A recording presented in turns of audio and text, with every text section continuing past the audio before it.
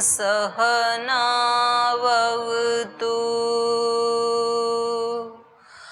सहनौ भुनक्तु सह वीर्यं करवावहै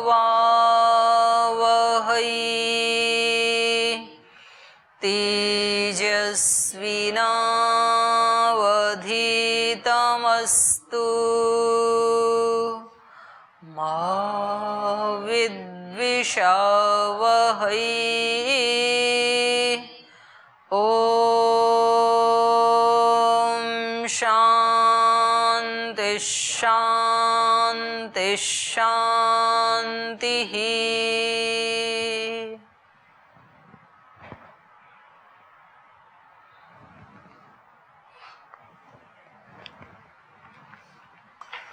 कल इन्होंने अथर्ववेद, ऋग्वेद और कुछ इसका नहीं, उपनिषद का है, ये उपनिषद के प्रमाण देकर के ये बताया था, और निरुक्त का है ना, शतपथ का भी आ रखा है ये, त्रयोलोका। तो इन सारे प्रमाणों से ये बताया था कि देवता 33 कोटि हैं, 33 प्रकार के हैं। तो उनमें कुछ व्यावहारिक देवता हैं और कुछ आध्यात्मिक देवता हैं। तो उसी का ही एक और प्रमाण दे रहे हैं, ये शतपथ का ही और दे रहे थे। अंत में इन्होंने कहा था, ये वेदोक्त मार्ग परायणा आर्याः, जो श्रेष्ठ लोग हैं, जो वेदोक्त मार्ग पर ही चलने का जिनको अच्छा लगता है, वेदोक्त मार्ग परायण है जो, वो सर्वदा हमेशा एतस्य एव उपासनम चक्रु, सदा से उन्होंने, आर्यों ने इन्हीं देवों की उपासना की है। और कुर्वंती, और आज भी जो आर्य हैं वो कर रहे हैं, और करिष्यन्ति, अच्छे लोग जो हैं वो आगे भी वेदोक्त मार्ग, अर्थात वेद में जिन देवों का विधान कहा है उन्हीं की ही वो पूजा करेंगे। अस्मात् भिन्नस्य इष्टकरणेन उपासनेन च अनार्यत्वम एव, करें इनसे भिन्न जो उपासना के योग्य कोई किसी को मानता है तो वो उसका अनार्यत्व ही है, आर्यत्व नहीं है। अनार्यत्वम एवं मनुष्येषु, मनुष्य शरीर में रहते हुए भी वो उसका अनार्यत्व है, अश्रेष्ठता है, मतलब हीनता है। आर्यत्व माने श्रेष्ठता, आर्य मतलब श्रेष्ठ, आर्य का मतलब आर्य समाजी अर्थ नहीं है यहाँ पे, आर्य का अर्थ होता है श्रेष्ठ। तो अगर कोई ऐसे वेदोक्त मार्ग पे नहीं चलता है इस मनुष्य शरीर को धारण करके भी, तो ये उसका अनार्यत्व है, अश्रेष्ठता, हीनता है ये। अत्र प्रमाणम, इसके लिए प्रमाण दे रहे हैं, आत्मा एव इति उपासित स यो अन्यम आत्मनः प्रियं ब्रुवाणं ब्रूयात् प्रियं रोत्स्यति इति ईश्वरः तथैव स्यात्। आत्मानम् एव प्रियम् उपासित स यः आत्मानम् एव प्रियम् उपास्ते नः अस्य प्रियं प्रमायुकं भवति। तो कहा आत्मा इत्येव उपासित, आत्मा का मतलब है यहाँ पे परमात्मा। ये शतपथ ब्राह्मण का भी प्रमाण है और यही वहाँ भी आया है, इसमें बृहदारण्यक में भी, उपनिषद में भी आया है। तो आत्मा, आत्मा इत्येव उपासित है। तो आत्मा के ना वहाँ पर तीनों अर्थ होते हैं उपनिषद में, कहीं आत्मा का अर्थ होता है शरीर, और कहीं आत्मा का अर्थ होता है जीवात्मा, और कहीं आत्मा का अर्थ होता है परमात्मा। तो यहाँ आत्मा का अर्थ है परमात्मा। तो जो परमात्मा की ही उपासना करता है, स यह अन्यम आत्मनः प्रियम ब्रुवाणम, और जो व्यक्ति आत्मा को, सह यह अन्यम आत्मनः प्रियम ब्रुवाणम, जो परमात्मा से अलग किसी को प्रिय मानता हुआ ये बोले कि मैं उसको प्रिय मानता हूँ और उसकी उपासना करता हूँ, तो यो अन्यम आत्मनः प्रियम ब्रुवाणम ब्रूयात्, कोई ऐसे कहे कि हम तो उसको प्रिय मानते हैं और हम तो उसकी उपासना करते हैं, तो आप भी उसकी उपासना करो। तो ऐसे बोलते हुए को ये व्यक्ति बोले प्रियम रोत्स्यति इति ईश्वरोह तथैव स्यात् आत्मानम एव प्रियम उपासीत। तो प्रियम रोत्स्यति, वो अपने उसके प्रिय जो हैं उनका वियोग हो जाता है।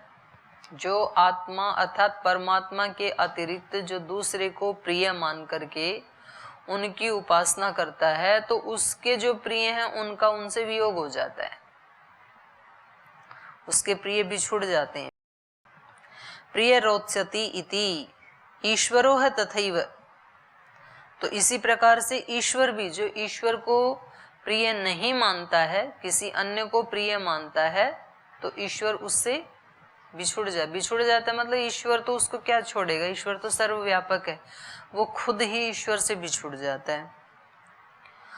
आत्मानम एवं प्रियम उपासित है, इसलिए आत्मा को ही प्रिय समझ करके उसी की ही उपासना करनी चाहिए।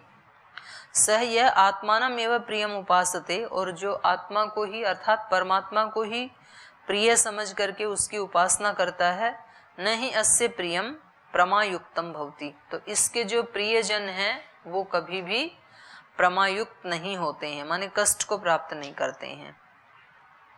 यो अन्याम देवताम उपासते, और जो परमात्मा को छोड़ के अन्य देवता की उपासना करता है, न सह वेद यथा पशुरेव स देवानाम। तो वो उस परमात्मा को जान नहीं सकता है, जब वो उसकी उपासना ही नहीं करता है तो जानेगा कहाँ से। तो जो यो अन्याम देवताम उपासते, परमात्मा को छोड़ के किसी अन्य देवता की उपासना करता है, वो परमात्मा को नहीं जान सकता है। न स वेद, और देवानाम स पशु इव। जैसे कोई देवताओं में पशु हो, तो देवताओं में पशु एक हीन हो गया ना, देवताओं में मनुष्य भी हीन होता है, उससे भी नीचे पशु। तो कह रहे हैं ऐसी इसकी हालत होती है। यथा पशुरेव से देवानाम, वो देवों में पशु जैसे ही है। अनेन आर्य इतिहासेन विज्ञायते न परमेश्वरम विहाय अन्यस्य उपासका आर्या ही असन इति। तो आर्यों के इतिहास से भी ये पता चलता है, ब्राह्मण ग्रंथों में है आर्यों का, श्रेष्ठ पुरुषों का इतिहास, कुछ पुराणों में है, कुछ ब्राह्मण ग्रंथों में। तो अनेन आर्य इतिहासेन विज्ञायते, तो इस प्रकार आर्यों के इतिहास से पता चलता है कि परमेश्वरम विहाय, परमेश्वर को छोड़ करके अन्यस्य उपासका न आर्य ही आसन, आर्य कभी भी परमेश्वर को छोड़ के किसी अन्य के उपासक नहीं रहे, परमेश्वर के ही उपासक थे वो। हाँ जी, हाँ पूछिए। ओम दीदी प्रणाम। जी दीदी कल भी ये बात आया था कि जो देवता होते हैं, क्योंकि अलग अलग लोग अलग अलग इष्ट को मानते हैं। हाँ। फिर बोले परमेश्वर का अलग से मानो और इनको अलग मानो। तो अब उन्हीं में कोई देवी को मानता है, कोई शिव को मानता है, कोई कृष्ण को मानता है। तो उसी रूप में अगर माने कि हाँ मेरे भगवान इसी में है, इसी रूप में है, तब तो मान सकते हैं ना वो। हाँ तब मान सकते हैं। नहीं तो फिर ये विवाद आएगा ना फिर कि हाँ हम मानते हैं तो इसके अलावा क्या हो सकता है। कोई बोलते हैं ना कि मैं तो देवी को मानती हूँ, मैं शिव को मानता हूँ, तो उसमें ही तो भगवान है, तो अलग से ऐसा क्यों बोला जा रहा है। तो ऐसा कुछ प्रश्न ना ना, उसमें भगवान है ऐसे नहीं, वो ही भगवान की एक शक्ति है। हाँ वही, परमात्मा तो सर्वशक्तिमान है। तो परमात्मा की शक्तियां कितनी हैं? अनंत है। अनंत हैं, क्योंकि परमात्मा खुद अनंत है। हरि अनंत, हरि कथा अनंता। आलम्बन के लिए ऐसे मतलब मान सकते हैं कि हाँ। तो जो ये शक्तियां हमने मान रखी है ना, ये तो मतलब परमात्मा की बहुत थोड़ी शक्ति है जिनको हम जानते हैं। हम तो 5-7 को ही जानते हैं ना, शिव शक्ति को जानते हैं, विष्णु शक्ति को जानते हैं, ऐसे ऐसे कुछ थोड़े ही है ना देवी देवता। और परमात्मा की शक्तियां तो अनंत हैं। तो सत्यार्थ प्रकाश के पहले समुल्लास में 101 नाम तो महर्षि दयानंद ने गिना दिए हैं। तो उसमें ये सारे आ गए देवता जो हम मानते हैं। तो उनकी उपासना करते समय मैं भगवान की ही उपासना कर रहा हूँ। आलम्बन के लिए ऐसा मान ले कि हाँ मेरे ईश्वर इसी में, इस रूप में है, मतलब इस रूप में है मेरे ईश्वर। तो आलम्बन के लिए ऐसा कोई देव नहीं, इतना ही नहीं है। वहां पर ये हो जाता है ना कि जी मैं तो केवल शिव को मानता हूँ, बाकी और किसी को नहीं मानता। बाकी की और उल्लंघना नहीं कर रहे हैं। मेरे सारे कार्य सिद्ध हुए हैं उससे, तो मैं तो उसको ही सब कुछ मानता हूँ। ऐसे तो बोलते हैं ना व्यक्ति, जो जिसके उपासक होते हैं वो ऐसे ही बोलते हैं कि जी हम तो सब कुछ इसको मानते हैं बस, और हमें कुछ नहीं। तो ये भाव ठीक नहीं है ना। मेरी जो कहना है मतलब उसी में, उसी रूप में उनको माने, मतलब यही बोल रही हूँ। माने कोई शिव को मान रहे हैं कि मेरा मतलब जो ब्रह्म ईश्वर है, परमेश्वर इस रूप में मेरे पास है, ऐसा कोई माने। हाँ ठीक है, मानो, उसमें कोई दिक्कत नहीं है, लेकिन उसके अतिरिक्त कुछ नहीं है ऐसा ना माने, नहीं तो फिर वो ईश्वर को एक मतलब सीमित कर देना है। ईश्वर की ही हैं सारी शक्तियां। अब कोई बोले मैं तो उंगली को ही मानता हूं केवल, उसके अतिरिक्त कोई शरीर आत्मा को किसी को नहीं मानता, तो ये ठीक नहीं है ना। उंगली से तो उंगली वाला तो काम हो सकता है, सारा काम तो नहीं हो सकता है। तो हर अंग प्रत्यंग की अपनी महिमा है, और ये सारे अंग प्रत्यंग को भी महिमावान बनाने वाला आत्मा है, तो उसको सबसे पहले माने। मूल में तो वही है ना। आगे चलिए, अतः फलितार्थो अयम जातः, तो इससे ये जो देव शब्द है ये क्या हो गया, फलितार्थ हो गया, माने सार्थक हो गया। ये क्यों देव शब्द कैसे सार्थक हुआ, कहा देव शब्दे दिवो धातोर ये दशार्था ते संगता भवंती थी। दिवो धातु के दिवादी गण की है, उसके 10 अर्थ हैं। दिवो क्रीड़ा विजिगीसा व्यवहार द्युति स्तुति मोद मद स्वप्न कांति गतिषु, ऐसे अर्थ है वहां पे, और ये यहाँ लिख भी दिए इन्होंने। जो दिवु धातु है ये संस्कृत भाषा का गौरव है, मतलब ये एक उसका सौंदर्य है। उसको देववाणी क्यों कहा, एक ही धातु के 10 अर्थ हैं, तो 10 तरह के अर्थ निकलेंगे एक ही शब्द से। तो जो वेद मंत्र है ना, तो वो देखने में तो मंत्र एक है, लेकिन उसके 3 अर्थ तो होते ही होते हैं। एक पिंड परक होता है, एक ब्रह्मांड परक होता है, एक ईश्वर परक होता है, और उससे भी ज्यादा हो सकते हैं। इसलिए वेद को समझने के लिए व्याकरण पर्याप्त नहीं है। व्याकरण शास्त्र जो है वो शब्द प्रधान है, और निरुक्त शास्त्र जो है वो अर्थ प्रधान है, वहां अर्थों की प्रधानता है। तो केवल मात्र व्याकरण से वेद समझ में नहीं आएगा, उसके लिए फिर आपको निघंटु और निरुक्त पढ़ना पड़ेगा। तो वहां पर फिर कुछ शब्दों का चयन किया है उन्होंने, और उतना भी पर्याप्त नहीं है। फिर वो हमें एक रास्ता बता देते हैं कि जहां जहां ऐसे प्रसंग आएंगे वहां पर ये वाला ऐसा मान लेना चाहिए। तो ये कह रहे हैं इस एक ही धातु के देव शब्द के कितने अर्थ हो जाएंगे। दिवु धातु का अर्थ क्या है, क्रीड़ा, विजिगीषा, व्यवहार, द्युति, स्तुति, मोदः, मदः, स्वप्नः, कांति और गतिश्च। एषाम उभयत्र समानार्थत्वात्, और इनका दोनों ही जगह समान अर्थ होने से, दोनों ही जगह मतलब उभयपदी है क्या, ये पढ़ते हैं आगे है ना। एषाम उभयत्र समानार्थत्वात् परंतु अन्य सर्वा देवताः परमेश्वर प्रकाश्या सन्ति। अच्छा, ये उभयत्र का मतलब कह रहे हैं, देव का मतलब एक तो परम देव परमात्मा, और दूसरे देव उनकी शक्तियां, ये जो गिनाई हैं 33। तो कह रहे हैं ये जो देव शब्द बनेगा इन 10 अर्थ वाला, ये दोनों जगह समान अर्थ वाला ही होगा, लेकिन परंतु अन्य सर्वा देवता परमेश्वर प्रकाश्या संति। लेकिन बस भेद इतना होगा कि बाकी के जो देवता हैं सारे वो उस परम पिता परमात्मा से प्रकाशित होते हैं, उनमें प्रकाश उनका है, और परमात्मा में प्रकाश अपना खुद का है। परंतु अन्य सर्वा देवता परमेश्वर प्रकाशा संति सच स्वयं प्रकाशो अस्ति। वो देव जो है देवाधिदेव वो स्वयं प्रकाश। तत्र क्रीडनम, क्रीड़ा, क्रीड़ा का अर्थ क्या है, खेल। तो कह रहे क्रीडनम एवं क्रीड़ा, खेलना, यही क्रीड़ा का अर्थ है। अर्थात वही शक्ति इस सारे ब्रह्मांड में क्रीड़ा कर रही है। जब क्रीड़ा करते हैं तो कोई नाटक करते हैं ना, मंच के, रंगमंच के ऊपर, तो क्या कहते हैं उसको? प्ले ही कहते हैं ना, प्ले चल रहा है। तो ये सारा संसार जो है ये उसका परमात्मा का प्ले है, क्रीड़ा है ये उसकी। तो है प्लेग्राउंड नहीं, रंगमंच, स्टेज कहो उसको।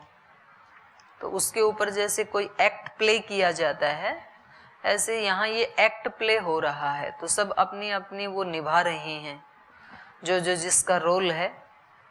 तो कोई माता का, कोई पिता का, गुरु का, शिष्य का, तो ऐसे ऐसे अलग अलग रोल, कोई बच्चे का। लेकिन उसको न जानने से हर व्यक्ति असंतुष्ट है, संतुष्ट कोई भी नहीं है। छोटे बच्चे हैं, वो सोचते हैं कि हम बड़े हो जाएं तो कितना सुख है, इन बड़े वालों को कोई डांटने वाला नहीं, हमारे को अब इस नियम में चलो, अब उस नियम में चलो, उस घंटी में चलो, ये परीक्षा दो, वो परीक्षा दो। इच्छा नहीं होती है तो भी करना पड़ता है।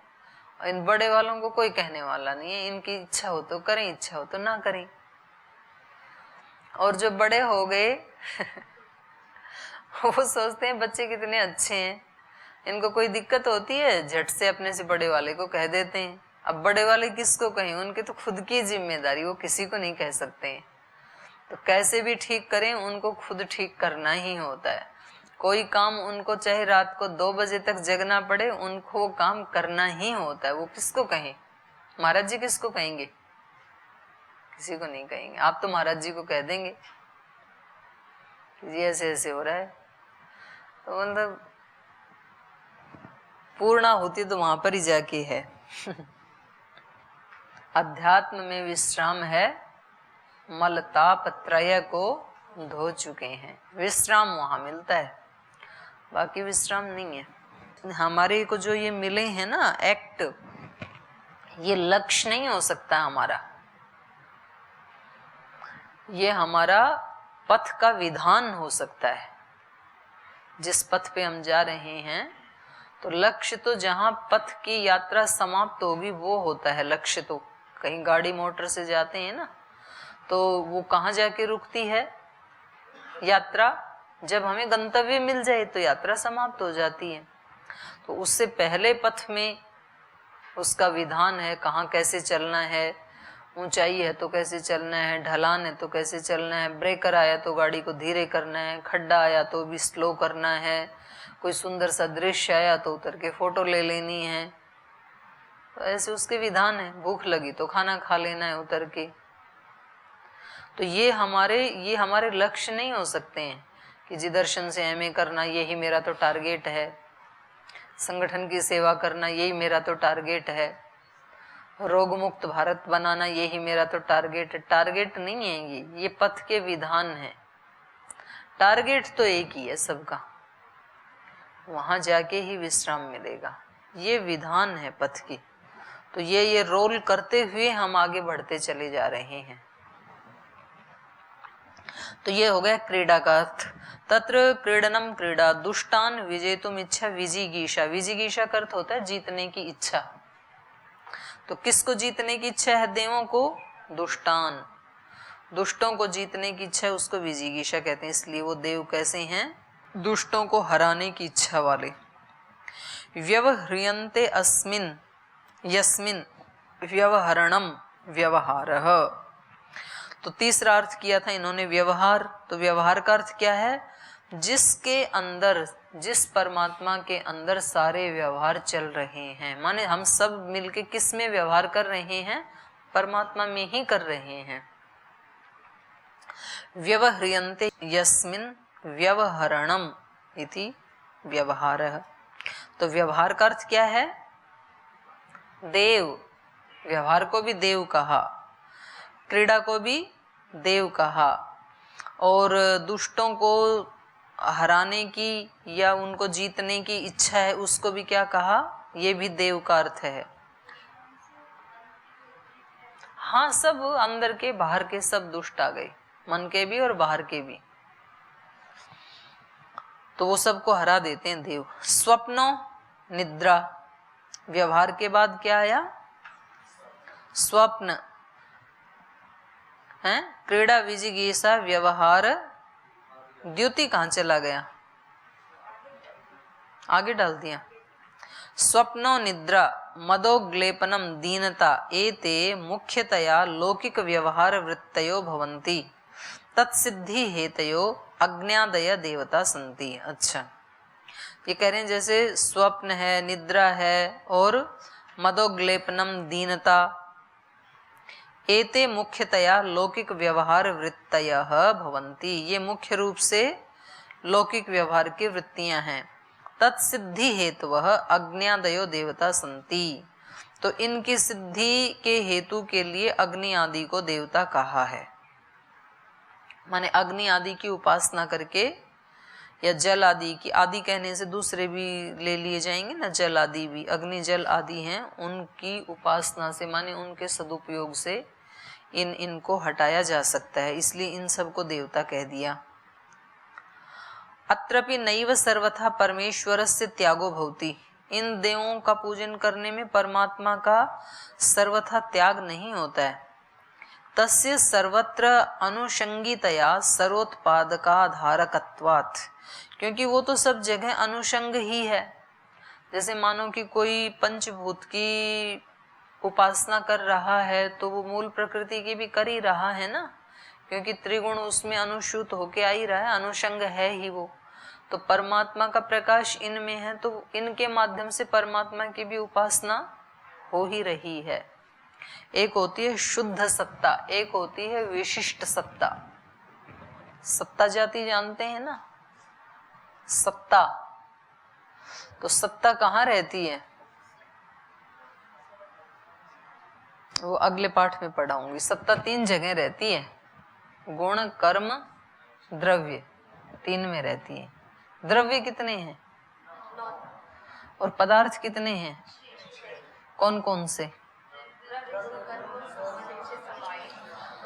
समवाय, सामान्य विशेष समवाय में सत्ता नहीं रहती है। सत्ता मतलब जाति, जाति रूप सत्ता नहीं रहती है 3 में। क्यों नहीं रहती है?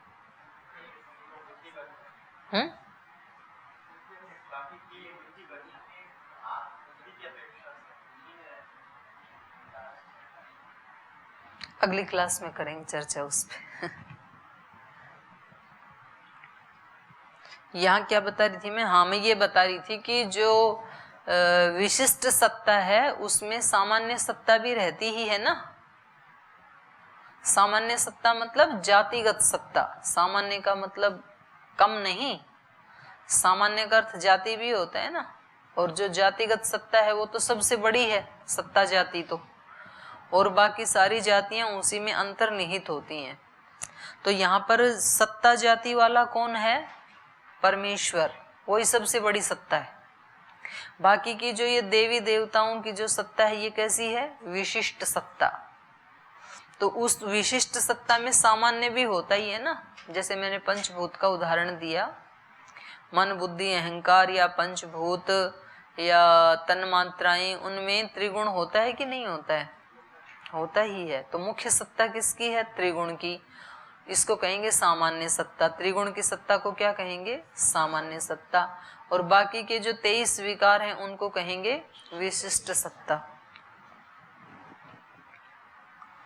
तत्सिद्धि हेतु अज्ञादेव देवता संति अत्रापि नैव सर्वथा परमेश्वरस्य त्यागो भवति तत्र सर्वत्र अनुषंगितया सर्वोत्पादक आधारकत्वात्, क्योंकि सबका वो उत्पादक है और सबका आधार है। इन देवों का भी वही आधार है, इन देवों का भी वही उत्पादक है, इसलिए इनकी उपासना करने में वो छूटता नहीं है, उसका सर्वथा त्याग नहीं होता है, बल्कि उसकी भी अनुषंगिता हो ही जाती है। तथा द्युति, द्युति क्या है? द्युतिर द्योतनम, द्योतनम माने प्रकाशनम, तो सबको लोक लोकांतरों को प्रकाशित करने वाला वही है। और स्तुति, स्तुति मतलब गुणेषु गुणकथनम स्थापनम च, स्तुति वो होती है कि जिसमें गुण हैं उनके गुणों का कथन करना, तो ये स्तुति है, इसलिए वो देव हैं। स्तुति मोद, मोद बन गया मुद हर्ष है ना, मोदो हर्षः अर्थात प्रसन्नता, तो देवता कैसे रहते हैं? प्रसन्न रहते हैं, हर्षित रहते हैं देवता तो। और कांति ही, कांति मतलब शोभा, तो वो डल नहीं रहते हैं ऐसे भुजे भुजे से, कांति युक्त होते हैं देवता, शोभा युक्त होते हैं। और गतिर, और गतिमान, गति के अर्थ क्या है? ज्ञान गमन प्राप्तिश्च, गति के 3 अर्थ हैं। ज्ञान से युक्त होते हैं, और गति माने क्रिया से युक्त होते हैं, और प्राप्ति उपलब्धियों से युक्त होते हैं। तो ये अर्थ हो गए 10 देव शब्द के। दिवु धातु से देव बना, और उस दिवु धातु के ये 10 अर्थ हैं, इसलिए इस धातु को तो याद कर ही लेना। दिवु क्रीड़ा विजिगीषा व्यवहार द्युति स्तुति मोद मद स्वप्न कांति गतिषु। एक इसका कर लेना, एक अव धातु के भी कर लेना। अव धातु के कितने अर्थ हैं? उसके भी 12-13 अर्थ हैं। आपने किया याद? अव के ओम के कितने अर्थ हैं? तो उसके भी 10-15 अर्थ हैं, तो याद कर लेना। एते परमेश्वरे मुख्य वृत्त्या यथावत संगच्छन्ते। तो ये जो देव हैं ऊपर जो गिनाए हैं 33, वो परमेश्वर में मुख्य वृत्त्या, मुख्य वृत्ति वाला जो परमेश्वर है उसमें मुख्य वृत्त्या यथावत संगच्छन्ते, तो यथावत वो वहां उपलब्ध होते हैं। अतो अन्यत्र तत्सत्तया गौण्या वृत्त्या वर्तन्ते। परमेश्वर में तो मुख्य रूप से उपलब्ध रहती हैं ये शक्तियां, और उससे अन्यत्र तत्सत्तया, उसकी सत्ता से, उस परमेश्वर की सत्ता से गौण वृत्ति से रहते हैं ये। एवं गौण मुख्याभ्याम हेतुभ्याम उभयत्र देवतात्वं सम्यक प्रतीयते। तो इस प्रकार से गौण देवता और मुख्य देवता, इन दोनों में से हेतुभ्याम उभयत्र देवतात्वं सम्यक प्रतीयते, तो दोनों ही जगह ठीक देवतात्व को समझ लेना चाहिए, उसकी प्रतीति हो जाती है। हमें ये समझ लेना चाहिए एक शक्ति की उपासना कर रहे हैं तो हम गौण परमेश्वर की उपासना कर रहे हैं, और सभी सर्वशक्तिमान की उपासना कर रहे हैं तो मुख्य परमेश्वर की उपासना कर रहे हैं। अत्र केचिताहु, अब यहाँ कुछ लोग कह रहे हैं, वेदेषु जड़ चेतनयो पूजा विधानात् वेदा संशयास्पदम प्राप्ता संति गम्यते। कह रहे हैं कि वेद में तो ऐसे ना कई सूक्त ऐसे हैं कि जहाँ पर जड़ की पूजा का भी विधान है और चेतन की पूजा का भी विधान है। वेदेषु जड़ चेतनयो पूजा विधानात् वेदा, ये जो वेद हैं, संशयास्पदम प्राप्ता, तो उसमें फिर शंका उठती है, तो वो तो शंका को प्राप्त हो गए वेद तो। अत्र उच्यते, तो उसका उत्तर दे हैं, मैवम भ्रमी, ऐसे भ्रम में मत पड़ो।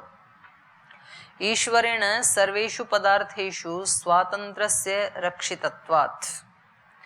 कह रहे हैं ऐसे भ्रम में मत पड़ो, क्योंकि ईश्वर ने सर्वेषु पदार्थेषु, सब पदार्थों में, स्वातंत्र्यस्य रक्षितत्वात्, स्वतंत्रता को रक्षित किया है, माने सबको स्वतंत्र किया है, सबको स्वतंत्रता का दान दिया है उन्होंने, सबके अंदर स्वतंत्रता को रखा है, रक्षित किया है।